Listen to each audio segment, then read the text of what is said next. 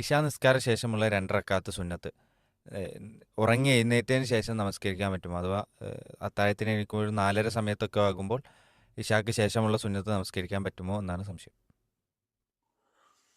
ഇവിടെ നമ്മൾ മനസ്സിലാക്കേണ്ട ഒരു കാര്യം, റവാത്തിബ് സുന്നത്തുകളാണ് ഉദ്ദേശിച്ചതെങ്കിൽ റവാത്തിബ് സുന്നത്ത് സാധാരണഗതിയിൽ ഈ ഫർള് നമസ്കാരത്തോടനുബന്ധിച്ചാണ് നിർവഹിക്കേണ്ടത്. ഓരോ നമസ്കാരവും കഴിഞ്ഞാൽ ആ നമസ്കാരം കഴിഞ്ഞ ഉടനെയാണ് അതിൻ്റെ റവാത്തിബ് സുന്നത്തുകൾ നിർവഹിക്കേണ്ടത്.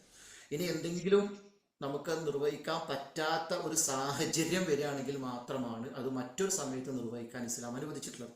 ഉദാഹരണത്തിന് സുബഹി നമസ്കാരത്തിന് മുമ്പുള്ള 2 റക്അത്ത് ഒരാൾക്ക് ഉറക്കത്തിന് എണീക്കാൻ വൈകിപ്പോയി, അപ്പോൾ പെട്ടെന്ന് ഉദു എടുത്ത് വന്നപ്പോഴേക്കും ഫർദ് നമസ്കാരം തുടങ്ങിക്കഴിഞ്ഞാൽ അദ്ദേഹത്തെ സംബന്ധിച്ചിടത്തോളം സുബഹി നമസ്കാരത്തിന് ശേഷം ആ സുന്നത്ത് നിർവഹിക്കാം.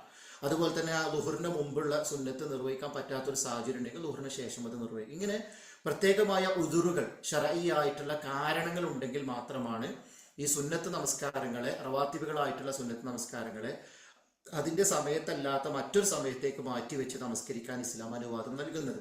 എന്നാൽ ഇവിടെ അപ്പോൾ അതാണ് നമ്മൾ പരിഗണന കൊടുക്കേണ്ടത്. എന്നാൽ ഇശാ നമസ്കാരത്തിന്റെ സമയം അർദ്ധരാത്രി വരെ നീണ്ടു നിൽക്കും. ഇപ്പോൾ ഒരാളെ സംബന്ധിച്ചിടത്തോളം പ്രത്യേകമായ എന്തെങ്കിലും കാരണത്താൽ അയാൾക്ക് കൃത്യമായി ജമാഅത്ത് നമസ്കാരം ഇശാന്റെ ബാങ്ക് കൊടുത്ത ഉടനെയോ മറ്റോ നമസ്കരിക്കാൻ സാധിച്ചിട്ടില്ലെങ്കിൽ അർദ്ധരാത്രി വരെ ആ ഇശാ നമസ്കാരം നിർവഹിക്കാനുള്ള അവസരം ഇസ്ലാം നൽകിയിട്ടുണ്ട്. അപ്പോൾ അതിൻ്റെ അടിസ്ഥാനത്തിൽ ഈ ഒരു സുന്നത്ത് നമസ്കാരം എന്തെങ്കിലും കാരണവശാൽ വൈകുകയാണെങ്കിൽ അത് അർദ്ധരാത്രിക്ക് മുമ്പായിട്ട് അർദ്ധരാത്രി വരെ അത് നമസ്കരിക്കാവുന്നതാണ്, അത് അനുവദനീയമാണ് എന്ന് ചില പണ്ഡിതന്മാർ പറഞ്ഞതായിട്ട് നമുക്ക് കാണാൻ സാധിക്കും.